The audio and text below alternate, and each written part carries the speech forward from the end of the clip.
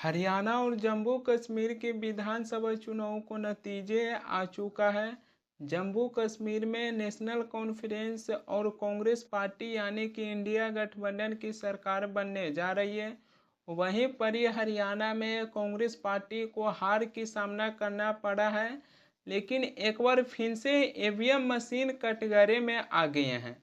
कांग्रेस की तरफ से ईवीएम मशीन को लेकर आरोप लगाए हैं कि ईवीएम मशीन को हैक किया गया है। कांग्रेस पार्टी है जो ईवीएम मशीन की शिकायत लेकर चुनाव आयोग के पास भी पहुंचे हैं। कांग्रेस पार्टी के नेता हैं जो मीडिया से बात करते हुए कहें कि 95 से लेकर 99% जहां ईवीएम की बैटरी थी वहीं पर ही बीजेपी पार्टी जीते, और जहां ईवीएम के बैटरी 60 से 70% थे वहां पर ही बीजेपी पार्टी नहीं जीते। यानी कि अगर आप अपने मोबाइल की बैटरी 100% कर कर रखते हैं, न भी यूज करते हैं, फिर भी मोबाइल की बैटरी डाउन होती है। लेकिन जहां ईवीएम मशीन दिन से अगर काम किए लेकिन फिर भी ईवीएम मशीन की बैटरी 99% कैसे हो गया, ये संदेह के कारण बना हुआ है और इसको लेकर हमने चुनाव आयोग को शिकायत किए हैं। कांग्रेस पार्टी के नेता हैं जो चुनाव आयोग को ईवीएम मशीन को लेकर शिकायत किए हैं। सुनिए कांग्रेस पार्टी के तरफ से क्या कह रहे हैं। जिस तरह से पवन खेड़ा जी ने बताया, सारा इलेक्शन कमीशन के सामने सारे हमने मुद्दे रखे हैं कि किस तरह से ईवीएम हैक की गई है। मुख्यमंत्री ने खुद ने कहा कि सारी व्यवस्थाएं हर तरह से हर किस्म की हो चुकी हैं और हम सरकार बनाएंगे। तो ये पूरा एक संदेह का सारे प्रदेश में एक बहुत बड़ा एक संदेह हो रहा है, और जिस तरह से 99% बैटरी हो नहीं सकती जो उसमें हुई है, वो एक बहुत बड़ा संदेह का कारण बना हुआ है कि ये ईवीएम इसमें हैक हुई है। और जो 99%, 95%, 90 से जो अबव हैं उनमें सबसे ज़्यादा उनमें ही बीजेपी का सहारा हुआ है। जहाँ 60 और 70% है वहाँ पे ये नहीं जीत रहे। तो ये एक पूरा संदेह का कारण बना हुआ है कि ये कारण क्या है और ये 99% कैसे बैटरी चार्ज हो गई। जब पूरा दिन बैटरी इस्तेमाल होती है, कोई भी आप मोबाइल के रखें तो पूरा दिन आप रखोगे तो वो निश्चित तौर से वो डाउन होगी। 99% नहीं हो सकती किसी भी सूरत में। ये पूरा संदेह का कारण बना हुआ है। उसके बारे में हमने इलेक्शन कमीशन से कहा है, इलेक्शन कमीशन की ये साख का भी सवाल है, इस चीज़ को क्लियर करें कि क्या कारण है, और हमें पूरे जनता के समक्ष इस बात को रखें कि इसका क्या कारण है। ये पूरा संदेह का। और वीवीपैट की पर्चियां मिलान करने के लिए आरओ को बहुत सारी विधानसभा में कहा गया, लेकिन आरओ ने उस चीज़ को स्वीकार नहीं किया और वीवीपैट की पर्चियां नहीं मिलाई उसे मशीन के साथ में। एक ये बहुत बड़ा कारण है कि वीवीपैट की पर्चियां हम ये चाहते हैं, हमने कहा कि वीवीपैट की पर्चियों का मिलान करें जिससे दूध का दूध और पानी का पानी हो सके। लेकिन सवाल यहाँ पर ही आ जाती है कि कांग्रेस पार्टी को ईवीएम मशीन को लेकर संदेह कहाँ पर हो गया। दरअसल हरियाणा के मुख्यमंत्री नायब सिंह सैनी चंडीगढ़ में एक प्रेस कॉन्फ्रेंस को जारी करते हुए कहें कि हमने सारी व्यवस्था कर रखी है। हरियाणा में बीजेपी पार्टी पूर्ण बहुमत से सरकार बनाने जा रहे हैं और किसी को सपोर्ट लेने की भी ज़रूरत नहीं है। नायब सिंह सैनी का यह बयान विपक्ष के हाथों में एक बहुत बड़ी मुद्दा मिल गया। कांग्रेस पार्टी हरियाणा विधानसभा चुनाव हार गई, जिसके बाद कांग्रेस पार्टी ईवीएम को लेकर सवाल उठाने लगे कि कहीं जो ईवीएम को हैक तो नहीं कर लिया गया है। हालांकि हरियाणा के मुख्यमंत्री नायब सिंह सैनी को चुनाव से पहले ऐसा बयान नहीं देना चाहिए कि हमने सारी व्यवस्था ठीक कर रखी है। हरियाणा में भाजपा पूर्ण बहुमत से सरकार बनाने जा रहे हैं और किसी को सपोर्ट लेने की भी ज़रूरत नहीं है। नायब सिंह सैनी को मतगणना से पहले ऐसा बयान नहीं देना चाहिए। अगर उन्होंने ऐसा बयान दिए हैं तो विपक्ष के हाथों में ये एक बहुत बड़ी मुद्दा मिल गया, जिसके बाद कांग्रेस पार्टी है जो ईवीएम मशीन को लेकर सवाल उठाना शुरू कर दिए।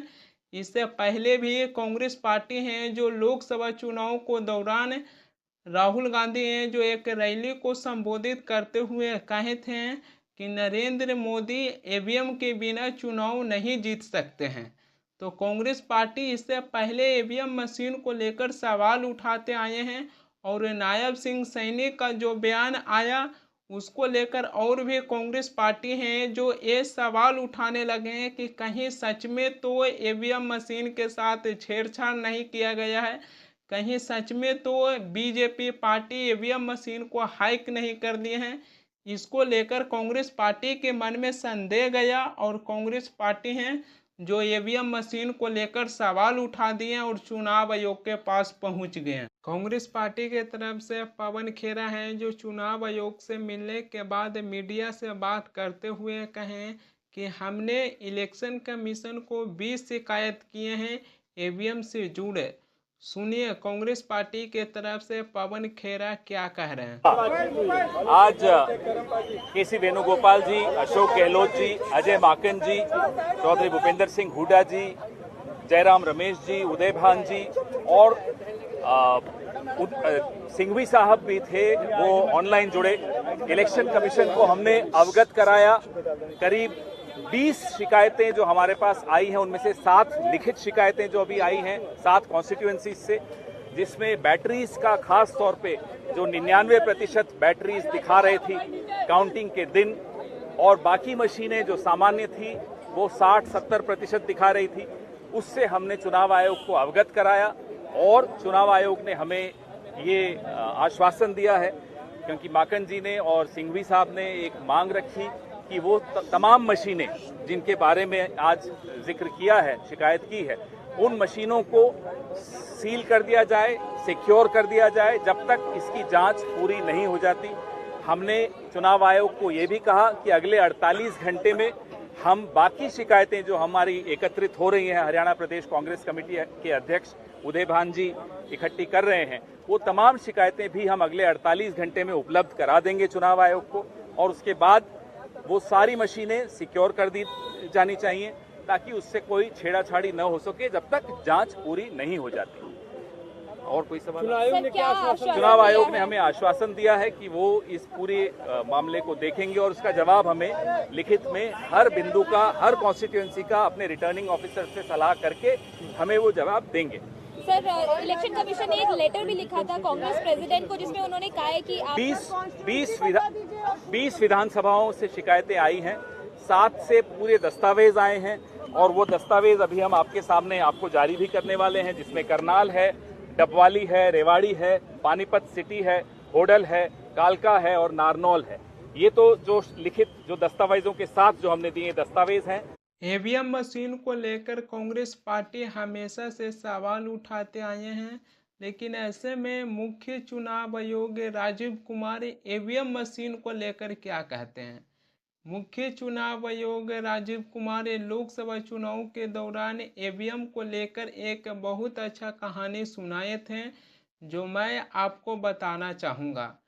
अधूरी हसरतों का इल्ज़ाम हर बार हम पर लगाना ठीक नहीं है, ये मैं नहीं कर रहा हूँ, ये मुख्य चुनाव आयोग राजीव कुमार और ईवीएम मशीन कह रहे हैं। वफा खुद से नहीं होती है, खाता भला ईवीएम को कहते हो। मुख्य चुनाव आयोग राजीव कुमार से ईवीएम मशीन को लेकर सवाल पूछा गया था तो उन्होंने ऐसा ही जवाब दिए थे। सुनिए मुख्य चुनाव आयोग राजीव कुमार ईवीएम मशीन को लेकर क्या कहे थे। तो मुझे भी ईवीएम पे फिर मैं रात सोच रहा था ये प्रश्न तो आएगा जरूर, तो फिर रात को मैंने कुछ लिखा अपने हाथ से, वो फिर आपको सुनाता हूं। अधूरी हसरतों का इल्जाम, अधूरी हसरतों का इल्जाम हर बार हम पर लगाना ठीक नहीं। ये ईवीएम कह रही है, मैं नहीं कह रहा हूं। अधूरी हसरतों का इल्जाम हर बार हम पे लगाना ठीक नहीं, वफा खुद से नहीं होती, खता ईवीएम की कहते हो। और बाद में गोया जब परिणाम आता है तो उस पर कायम भी नहीं रहते, आप ही के पक्ष में रिजल्ट आ जाता है। ये क्या बात है भाई, कितने दिन। ईवीएम मशीन को लेकर मुख्य चुनाव आयोग राजीव कुमार की कहानी आप लोगों ने सुने होंगे, लेकिन इसके बावजूद भी विपक्ष के नेता चुनाव हारने के बाद ईवीएम की शिकायत लेकर चुनाव आयोग के पास पहुंच जाते हैं। अब जहां तक की बात आ जाती है ईवीएम को लेकर, तो इसको लेकर मैं स्पष्ट कर देना चाहता हूं कि अगर चुनाव आयोग ईवीएम मशीन से चुनाव करवाते हैं तो सबसे पहले विपक्ष और सत्ता पक्ष को दोनों को ही ईवीएम मशीन को लेकर संतुष्टि करा देना चाहिए, क्योंकि चुनाव आयोग के हाथों में होता है चुनाव करवाना।